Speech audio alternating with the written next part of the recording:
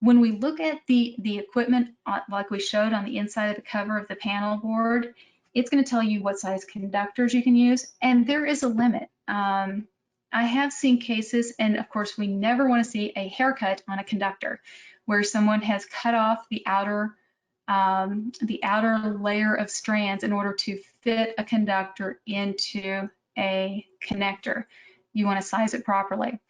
If for some reason you have to upsize your conductors for voltage drop or temperature correction, whatever the reason, there are ways that you can make that transition from a larger conductor size to a connector that doesn't permit that large of a size. There are pin connectors. You can always set a wire way and make a transition from the wire way to the breaker. Depends on your situation. So we have the size of the conductor, the type of conductors that are recognized for various terminals, like usually aluminum or copper, and what the tightening torque is for each of those. Quite often, the tightening torque is the same for aluminum or copper. For example, if you're looking at a 5/16 inch set screw in a chair lug, doesn't matter if it's aluminum or copper, it's going to be 275 inch-pounds if you're following the standard torque values in UL 486AB. But if you are looking at especially certain types of screw type, like flathead screws or other connection methods, it might be different for aluminum or copper. So you really have to pay attention.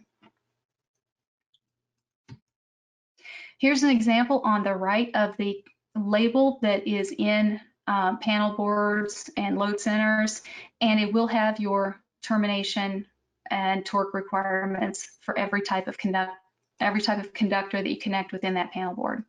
This will also tell you which circuit breakers are permitted within that panel board.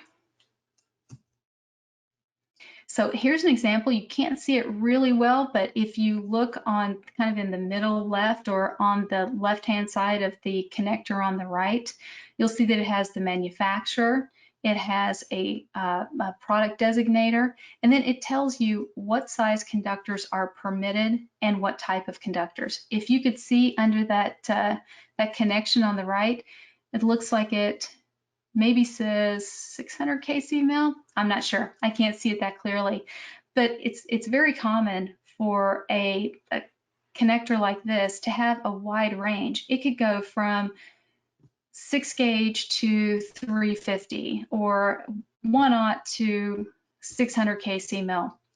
These are range-taking connectors, so you can put a lot of different conductor sizes under them, but you never want to exceed what's indicated as the largest conductor size. And if you can look really closely on the left, you can see upside down where it says AL9CU. So this is good for aluminum or copper conductors, and it is a 90-degree C termination.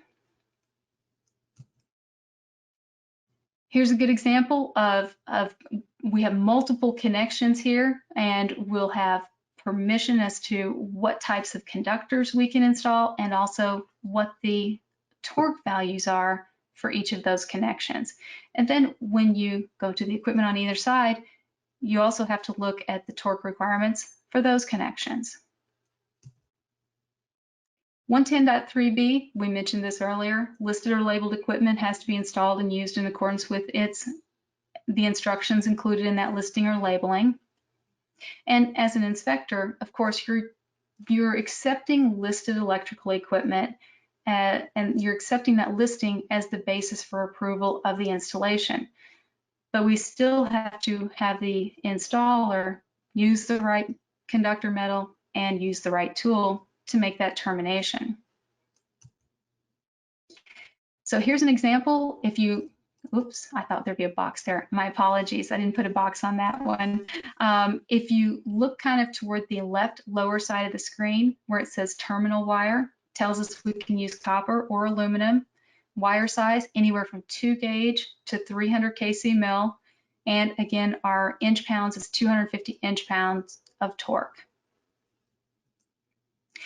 When you look at 15 and 20 amp circuit breakers and even some of the higher handle ratings, the torque requirement is quite often on the side. It's molded into the side of the circuit breaker. So you actually have to look at it before you install it or pull one out of a de-energized panel board to see what the recommended torque value is. But if you have 10 of the same type of breaker in that panel board, they're all going to be the same.